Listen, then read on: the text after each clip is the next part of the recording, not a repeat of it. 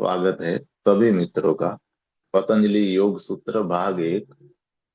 इस पुस्तक के आज हम 17वें प्रवचन में हैं और आज तीसरा दिन है। तो प्रवचन का नाम है ध्यान की बाधाएं।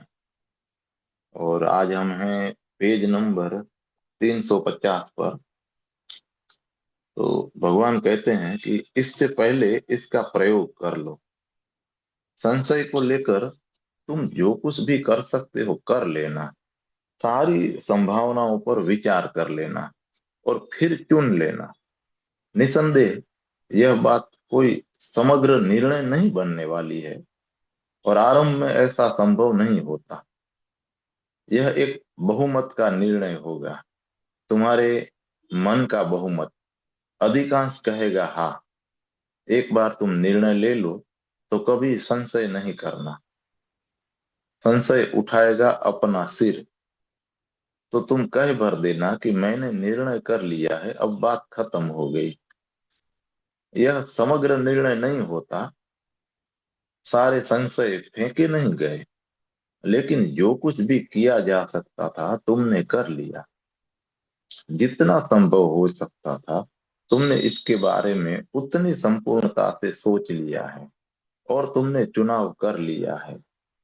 एक बार चुन लेते हो तुम तो फिर संशय को कोई सहयोग मत देना, क्योंकि तुम्हारे सहयोग द्वारा संशय बना रहता है तुम में। तुम उसे ऊर्जा दिए चले जाते हो और फिर तुम इसके बारे में सोचने लगते हो। तब एक अनिश्चितता निर्मित हो जाती है और अनिश्चितता एक बहुत बिगड़ी हुई अवस्था होती है। तब तुम बहुत बिगड़े हुए आकार में होते हो। यदि तुम किसी बात का निर्णय नहीं ले सकते तो कैसे तुम कुछ कर सकते हो? किस प्रकार तुम कुछ कार्य कर सकते हो? ओम, निनाद और ध्यान ये कैसे देगा मदद? यह देता है मदद क्योंकि एक बार तुम निस्तरंग मौन हो जाते हो तो निर्णय लेना ज्यादा आसान हो जाता है। तब तुम एक भीड़ न रहे, अब कोई अव्यवस्था न रही। अब बिना तुम्हारे जाने कौन सी आवाज तुम्हारी है? बहुत सी आवाजें इकट्ठी नहीं बोलती। ओम सहित उसका जप करते हुए और ओम पे ध्यान करते हुए आवाजें शांत और मौन हो जाती हैं। अब तुम समझ सकते हो कि सारी आवाजें तुम्हारी नहीं है। तुम्हारी माँ बोल रही होती है, तुम्हारे पिता बोल रहे होते हैं, तुम्हारा भाई, तुम्हारे शिक्षक बोल रहे होते हैं। आवाजें तुम्हारी नहीं है। उन्हें तुम आसानी से अलग कर सकते हो क्योंकि उन्हें मनोयोग से संभालने की जरूरत नहीं होती। जब ओम के जप तले तुम शांत हो जाते हो तो तुम आश्रय पा जाते हो। शांत मौन एकजुट हो जाते हो। उसी स्वाभाविक सुव्यवस्था में तुम देख सकते हो कि तुमसे आ रही वह वास्तविक आवाज कौन सी है, जो कि प्रमाणित है। इसे ऐसा समझो जैसे कि तुम बाजार में खड़े हुए हो और बहुत लोग बातें कर रहे हैं और बहुत सी सारी चीजें चल रही है वहां, और तुम निर्णय नहीं ले सकते कि क्या घट रहा है। शेयर मार्केट में लोग चिल्लाते रहते हैं, उन्हें अपनी भाषा का पता रहता है, लेकिन तुम नहीं समझ सकते कि क्या हो रहा है, कि वे पागल हो गए या नहीं। फिर तुम जाते हो हिमालय के आखिरी ओर। तुम एक गुफा में बैठ जाते हो और बस जप करते हो। तुम मात्र शांत कर लेते हो स्वयं को और सारी गड़बड़ाहट गायब हो जाती है। तुम एक हो जाते हो। उस क्षण में निर्णय लेना संभव होता है। तब निर्णय करना और फिर वापस मुड़कर नहीं देखना, फिर भूल जाना। निर्णय हो गया है। अब वापस लौटना नहीं होगा। अब आगे बढ़ जाना। कई बार संशय पीछे आएगा। यह एक कुत्ते की भांति ही भौं भौं करेगा तुम पर। लेकिन यदि तुम मत सुनो, यदि तुम ध्यान न दो, तो धीरे धीरे यह समाप्त हो जाता है। इसे मौका मत देना। जो संभव है उन तमाम संभावनाओं पर विचार कर लेना, और एक बार तुम निर्णय ले लेते हो तो गिरा देना संशय को। और ओम का ध्यान तुम्हारी मदद करेगा निश्चितता तक आ पहुंचने में। यहाँ संशय का अर्थ है अनिश्चितता। तीसरी बाधा है असावधानी। संस्कृत शब्द है प्रमाद। प्रमाद का अर्थ होता है वह अवस्था जो कि ऐसी होती है जैसे कोई नींद में चल रहा है। असावधानी इसी का हिस्सा है। ठीक ठीक बात का ऐसा अर्थ होगा कि जीवित सब मत बनो, सम्मोहन अवस्था के अंतर्गत मत चलो। लेकिन तुम हिप्नोसिस में सम्मोहन अवस्था में जीते हो, इसे बिल्कुल न जानते हुए। सारा समाज तुम्हें सम्मोहित करने का प्रयत्न कर रहा है कुछ निश्चित बातों के लिए, और यह बात प्रमाद को निर्मित करती है। यह तुम में एक निद्रावस्था निर्मित करती है। क्या होता होगा? तुम्हें होश नहीं है, अन्यथा तुम एकदम चकित हो जाओगे उस पर जो कि घट रहा है। यह इतना जाना पहचाना है, इसलिए तुम जागृत नहीं होते हो। तुम बहुत सारे होशियारों द्वारा चलाए जा रहे होते हो, और उनकी विधि तुम्हें चालाकी से प्रभावित करने की यह होती है कि तुम हिप्नोसिस को, सम्मोहन को निर्मित कर देते, अपने पर निर्मित करने देते हो। उदाहरण के लिए, हर रेडियो पर, हर टीवी पर, हर फिल्म में, अखबार और पत्रिका में विज्ञापक किसी निश्चित चीज को विज्ञापित किए जाते हैं।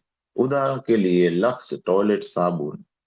तुम सोचते हो कि तुम प्रभावित नहीं होते, लेकिन प्रतिदिन तो तुम सुनते हो लक्स टॉयलेट साबुन, लक्स टॉयलेट साबुन। यही निरंतर गान। रात्रि में सड़कों पर नियोन बिजलियां कहती हैं कि लक्स टॉयलेट साबुन।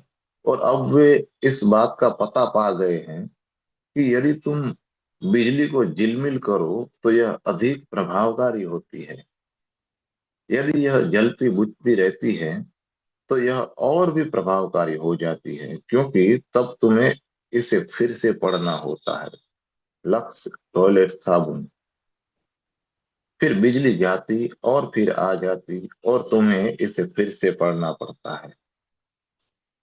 तुम जप करते हो ओम का, यह तुम्हारे उपचेतन में ज्यादा गहरे उतर रहा होता है। तुम सोचते हो कि तुम प्रभावित नहीं हुए हो। तुम सोचते हो तुम इन लोगों द्वारा फुसलाए नहीं गए। ये सब सुंदर नग्न स्त्रियां लक्स टॉयलेट साबुन के निकट खड़ी हुई हैं और कह रही हैं कि मैं सुंदर क्यों हूँ, मेरा चेहरा इतना सुंदर क्यों है, लक्स टॉयलेट साबुन के कारण। तुम सोचते हो कि तुम सुंदर नहीं हो, अतः तुम प्रभावित हो जाते हो। अचानक एक दिन तुम बाजार चले जाते हो और दुकान पर जाते हो और लक्स टॉयलेट साबुन के बाबत में पूछते हो, और दुकानदार पूछता है कौन सा साबुन। तो अकस्मात यह बात बाहर फूट पड़ती है कि लक्स टॉयलेट साबुन। तुम व्यापारियों, राजनेताओं, शिक्षाविदों, पंडित पुरोहितों द्वारा सम्मोहित हो रहे हो। क्योंकि अगर तुम सम्मोहित हुए तो हर किसी ने तुम पर कोई घेरा डाला है। तब तुम इस्तेमाल किए जा सकते हो। राजनेता कहे चले जाते हैं कि यह मातृभूमि है, और अगर मातृभूमि कठिनाई में है तो जाओ युद्ध पर, बनो शहीद। ये कैसी नासमझी है।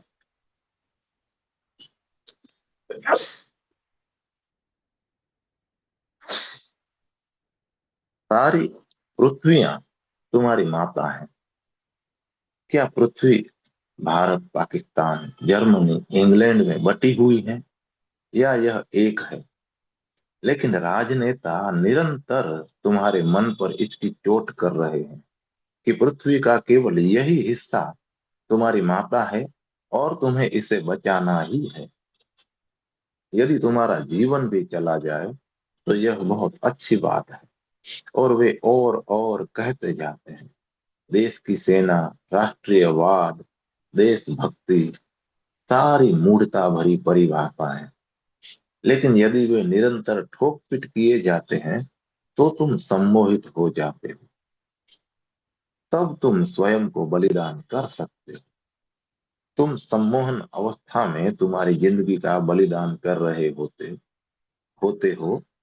और उन्हीं नारों के कारण झंडा एक साधारण टुकड़ा कपड़े का है, सम्मोहन के द्वारा इतना ज्यादा महत्वपूर्ण हो जाता है। यह हमारा राष्ट्रीय झंडा है। अतः लाखों लोग मर सकते हैं इसके लिए। यदि दूसरे ग्रहों पर प्राणी हैं और वे यदि उन्हें कभी पृथ्वी पर देख और यदि उन्हें कभी पृथ्वी पर देखना होता हो तो वे सोचते होंगे कि ये लोग एकदम पागल हैं। कपड़े के लिए, कपड़े के एक टुकड़े के लिए तुम मर सकते हो, क्योंकि किसी ने हमारे झंडे का अपमान कर दिया है और इसे बर्दाश्त नहीं किया जा सकता। फिर धर्म तुम्हें उपदेश दिए चले जाते हैं कि तुम ईसाई हो, हिंदू हो, मुसलमान हो, कि यह हो और वह हो। वे तुम्हें अनुभव करवा देते हैं कि तुम ईसाई हो और फिर तुम धर्म युद्ध में होते हो। उन दूसरे लोगों को मार दो जो ईसाई नहीं है। यह तुम्हारा कर्तव्य है। वे तुम्हें ऐसी बेतुकी बातें सिखाते हैं, लेकिन तुम फिर भी उनमें विश्वास करते हो क्योंकि वे उन्हें कहे जाते हैं। एडोल्फ हिटलर ने कहा है अपनी आत्मकथा मैन कैंप में कि यदि तुम निरंतर किसी झूठ को दोहराओ तो वो सच बन जाता है। और वह जानता है। कोई इस तरह नहीं जानता जिस तरह वह जानता है, क्योंकि उसने स्वयं दोहराया है झूठ को और एक चमत्कृत करने वाली घटना का निर्माण कर दिया। प्रमाद का अर्थ है सम्मोहन की वह अवस्था जिससे तुम चालाकी से चलाए जाते हो, खोए हुए जीते रहते हो। तब असावधानी आएगी ही, क्योंकि तुम नहीं होते। तब तुम हर चीज बिना किसी सावधानी के करते हो। तुम जैसे ठोकर खाते चलते हो चीजों के, व्यक्तियों के संबंध में। तुम निरंतर ठोकर खा रहे हो। तुम कहीं नहीं पहुंच रहे। तुम तो बस शराबी की भांति हो। लेकिन हर आदमी तुम्हारी भांति ही है। अतः तुम्हारे आसपास अवसर नहीं है इसे अनुभव करने का कि तुम शराबी हो। सचेत रहना। ओम सचेत होने में किस प्रकार की मदद करेगा तुम्हारी? यह तुम्हारा सम्मोहन गिरा देगा। वस्तुतः यदि तुम मात्र ओम का जप किए जाओ बिना ध्यान किए तो यह बात भी एक सम्मोहन ही हो जाएगी। मंत्र का साधारण जप करने में और पतंजलि के मार्ग में अंतर यही है। इसका जप करो और सचेत बने रहो। यदि तुम ओम का जप करते हो और सचेत बने रहते हो तो यह ओम और इसका जप सम्मोहन दूर करने की शक्ति बन जाएगा। यह तोड़ देगा उन तमाम सम्मोहन अवस्थाओं को जो तुम्हारे चारों ओर बनी रहती है, जो तुम में निर्मित होती है समझदारा और चालाकियों से प्रभावित करने वाले राजनेताओं के द्वारा। यह हो यह होगा सम्मोहन दूर करना। एक बार ऐसा पूछा गया था अमेरिका में, किसी ने पूछा था विवेकानंद से कि साधारण सम्मोहन और तुम्हारे ओम के जप में क्या अंतर है। वे बोले, ओम का जप सम्मोहन को दूर करता है। यह विपरीत गियर में सरकना है। प्रक्रिया वैसी ही मालूम पड़ती है लेकिन गियर विपरीत होता है। और कैसे यह उल्टा हो जाता है? यदि तुम ध्यान भी करते रहे हो तो धीरे धीरे तुम इतने शांत हो जाते हो और इतने जागृत, इतने सावधान हो जाते हो कि कोई तुम्हें सम्मोहित नहीं कर सकता। अब तुम इन विषैले पुरोहितों और राजनेताओं की पहुंच के परे होते हो। अब पहली बार तुम एक व्यक्ति होते हो, और तब तुम सचेत सावधान हो जाते हो। फिर तुम सावधानी से आगे बढ़ते हो। तुम हर कदम सावधानी से उठाते हो, क्योंकि तुम्हारे चारों ओर लाखों फंदे होते हैं। आलस्य, बहुत आलस्य तुम में इकट्ठा हो चुका है। यह कुछ कारणवश चला आता है, क्योंकि तुम कुछ करने की कोई तुक समझ नहीं पाते। और यदि तुम कुछ करते भी हो तो कोई प्राप्ति नहीं होती। यदि तुम नहीं करते तो कुछ गंवाया नहीं जाता। तब आलस्य हृदय में बैठ जाता है। आलस्य का मात्र इतना अर्थ है कि तुमने जीवन के प्रति उत्साह को खो दिया है। बच्चे आलसी नहीं होते हैं, वे ऊर्जा से लबालब भरे होते हैं। सोने के लिए तुम्हें उन्हें मजबूर करना पड़ता है। तुम्हें उन्हें मजबूर करना पड़ता है चुप रहने के लिए। तुम्हें उन्हें विवश करना पड़ता है कि वे कुछ मिनटों के लिए शांत बैठ जाएं, जिससे कि वे आराम कर ले। तुम्हें लगता है कि वे तनावपूर्ण नहीं हैं, वे ऊर्जा से भरे हुए हैं। इतने छोटे प्राणी द्वारा इतनी ज्यादा ऊर्जा कहाँ से आती है? यह ऊर्जा, वे अभी हताश नहीं हैं। वे नहीं जानते कि इस जीवन में चाहे जो भी कर लो, तुम्हें कुछ प्राप्त नहीं होता है। वे अजागृत होते हैं, आनंद पूर्ण अजागृत। इसीलिए ही होती है इतनी ज्यादा ऊर्जा। और तुम करते रहे हो बहुत कुछ, और कुछ भी प्राप्त नहीं हुआ है। इसलिए और इसीलिए आलस्य की एक परत जम जाती है। मानो तुम में धूल इकट्ठी होती है, तुम्हारी सारी असफलताओं और हताशाओं की धूल, हर उस सपनों की धूल जो कीचड़ हो गया है। तो यह जम जाता है। तब तुम आलसी हो जाते हो। सुबह तुम सोचते हो कि किस लिए उठें फिर, और आखिर किस लिए? कोई उत्तर नहीं है। तुम्हें उठना होता है क्योंकि किसी भी तरह रोटी तो पानी है, और फिर पत्नी है, बच्चे हैं, और तुम जाल की पकड़ में आ गए हो। किसी तरह तुम ऑफिस की ओर चलते हो, जैसे तैसे वापस लौटते हो। कोई उत्साह नहीं है, तुम धकेले जाते हो। कोई बात करते हुए तुम खुश नहीं होते। ओम का जप और उस पर किया ध्यान कैसे मदद देगा? यह मदद देता है, निश्चित ही। यह बात मदद करती है, क्योंकि जब पहली बार तुम ओम का जप करते हो और ध्यान देते हो, और ध्यान करते तुम्हारे जीवन का यह ऐसा प्रयास होता है जो परिपूर्णता लाता हुआ मालूम पड़ता है। इसका जाप करते हुए तुम इतनी प्रसन्नता अनुभव करते हो। इसका जाप करते हुए तुम इतना आनंदमय अनुभव करते हो कि प्रथम प्रयास ही सफल हुआ है। अब नया उत्साह उदित हुआ, धूल फेंक दी गई है। एक नया साहस, एक नया विश्वास उपलब्ध हुआ है। अब तुम सोचते हो कि तुम भी कुछ कर सकते हो, तुम भी कुछ उपलब्ध कर सकते हो। हर चीज असफलता ही नहीं है।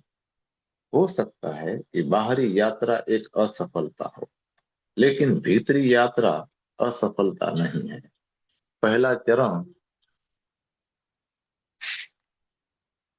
पहला चरण भी बहुत सारे फूलों को ले आता है। अब आशा उमग आती है, भरोसा फिर से आ बसता है। तुम फिर से एक बालक हो, आंतरिक संसार के। यह एक नया जन्म होता है। तुम फिर से हंस सकते हो, खेल सकते हो। फिर से हुआ है तुम्हारा जन्म। इसे हिंदू कहते हैं द्विजन्म। द्विज, यह है अगला जन्म, दूसरा जन्म। एक बाहरी संसार में हुआ था, वह असफल सिद्ध हुआ।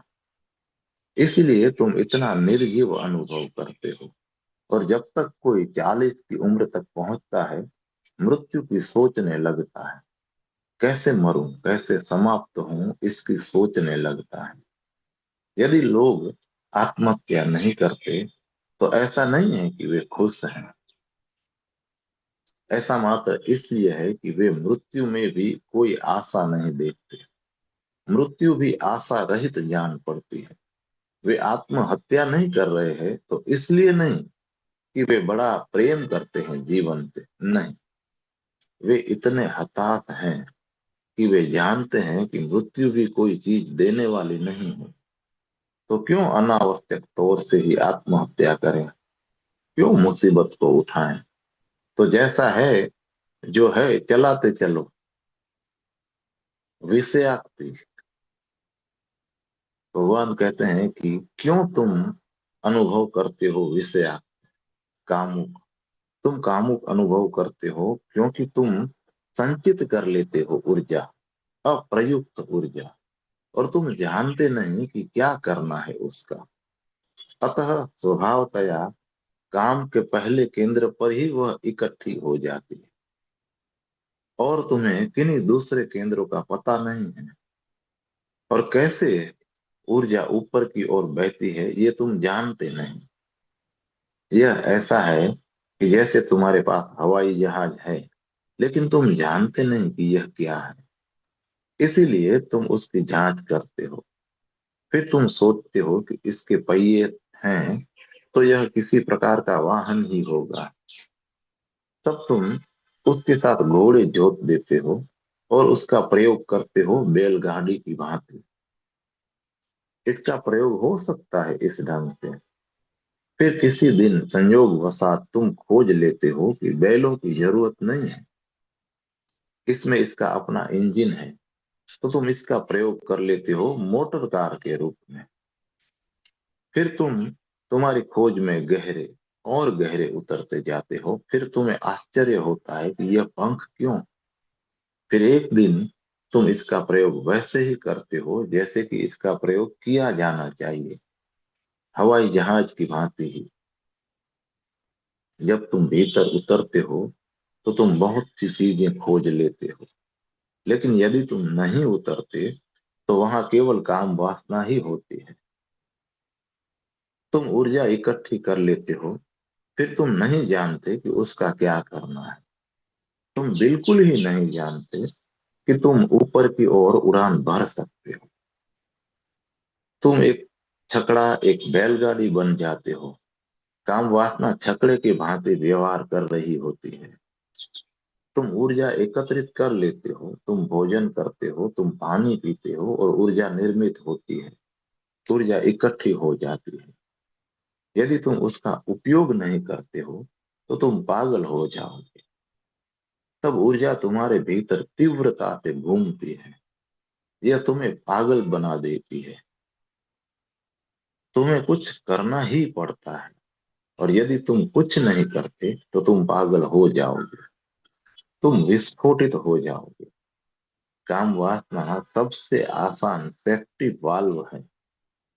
इसके द्वारा ऊर्जा प्रकृति में लौट चलती है। यह मूढ़ता है, क्योंकि ऊर्जा आती है प्रकृति से। तुम भोजन करते हो, यह है प्रकृति का खाना।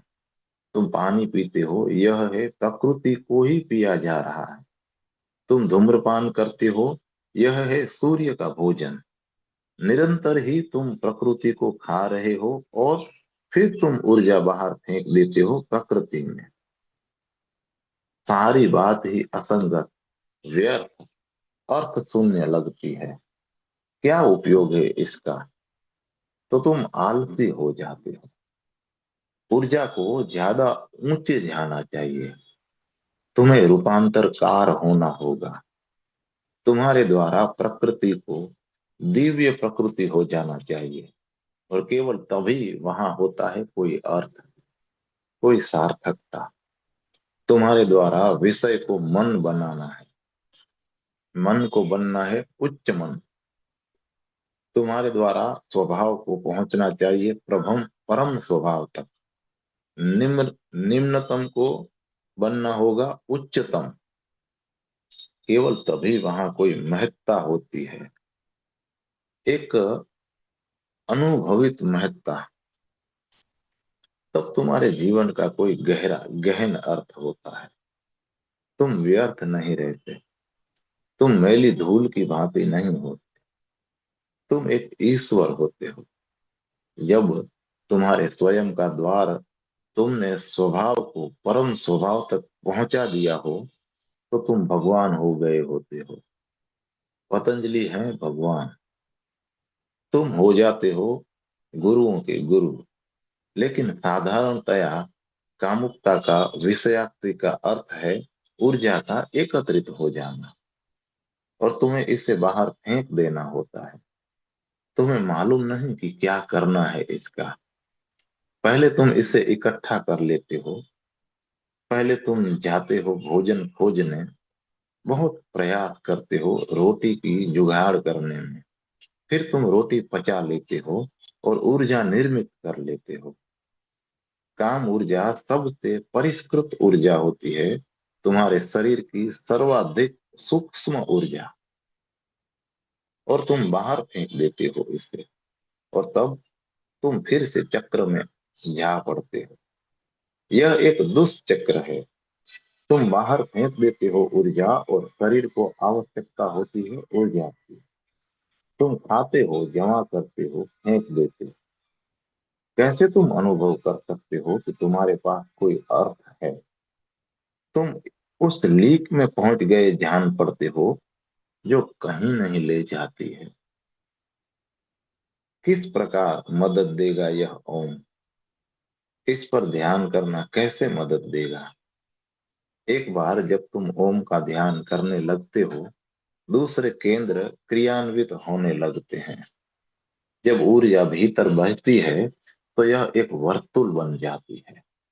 तब काम वासना का केंद्र ही एकमात्र केंद्र नहीं होता है जो क्रियान्वित होता है। तुम्हारा संपूर्ण शरीर एक वर्तुल हो जाता है।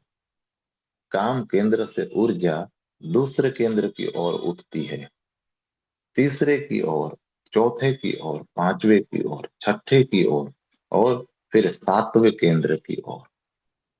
दोबारा यह छठे पर जाती है, पांचवें पर, चौथे पर, फिर तीसरे, दूसरे, और फिर पहले पर। यह एक आंतरिक वर्तुल बन जाती है, और यह दूसरे केंद्रों से गुजरती रहती है। ऊर्जा संचित हो जाती है, इसलिए यह ऊंची उठती है। ऊर्जा का स्तर ऊंचा होता चला जाता है। यह किसी बांध की भांति होता है। पानी नदी से आता जाता है, और बांध इसे बाहर नहीं जाने देता। तब पानी ऊंचा उठता है, और दूसरे केंद्र तुम्हारे शरीर के दूसरे चक्र खुलने शुरू हो जाते हैं। क्योंकि जब ऊर्जा बहती है, तो वे केंद्र सक्रिय शक्तियां बन जाते हैं, डायनेमो। वे क्रियान्वित होने लगते हैं। यह तो ऐसा है जैसे कि झरना और डायनेमो कार्य करने लगे। जब झरना सूखा होता है, डायनेमो नहीं शुरू हो सकता। जब ऊर्जा ऊपर की ओर बहती है, तुम्हारे उच्चतम चक्र तब कार्य करने लगते हैं, और वह क्रियान्वित होने लगते हैं। इसी प्रकार की मदद देता है ओम। यह तुम्हें एक कर देता है, शांत बना देता है। प्रकृति स्थित ऊर्जा ऊंची उठती है, विषयाक्ति तिरोहित हो जाती है, काम वासना अर्थहीन हो जाती है, बचकानी हो जाती है।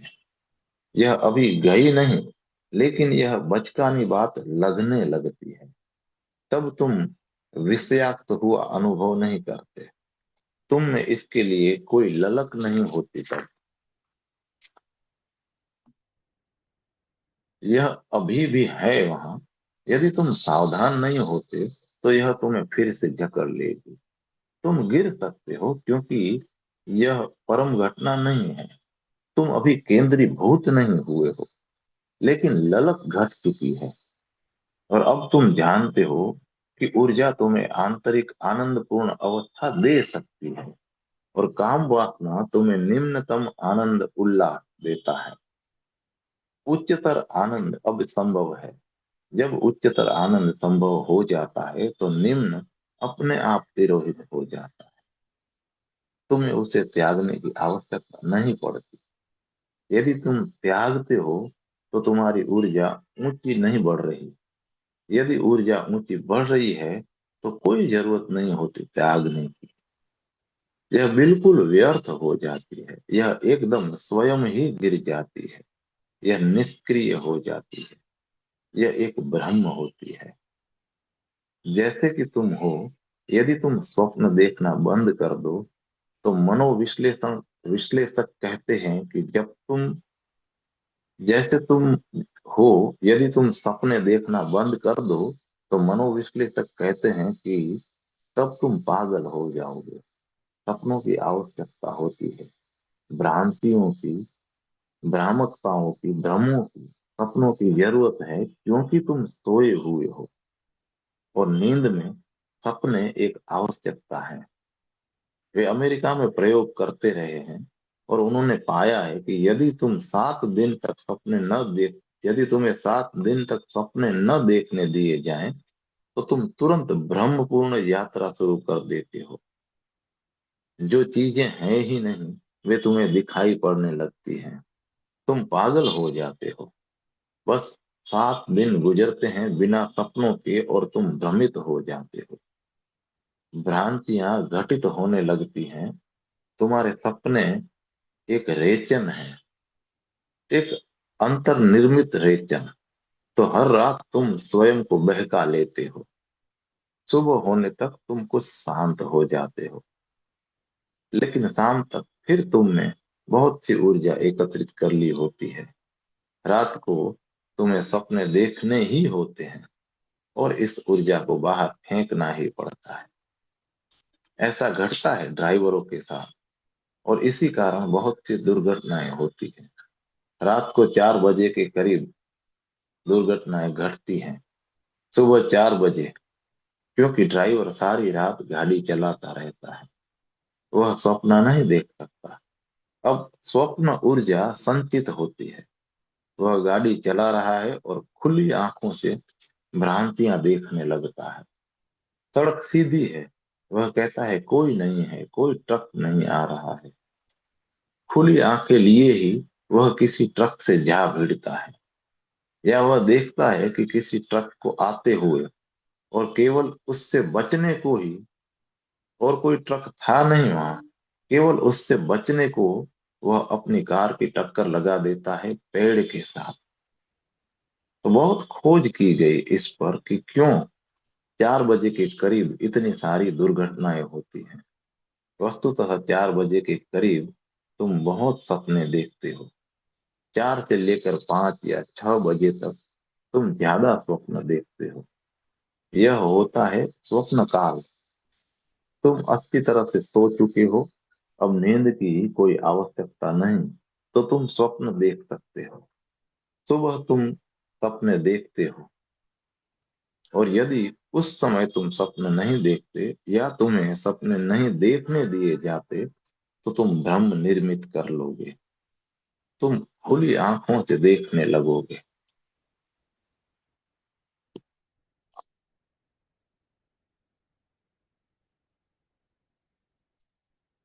धन्यवाद दोस्तों, आज का पठन हम यहीं विराम करते हैं। कल फिर से मिलेंगे चौथे दिन के लिए।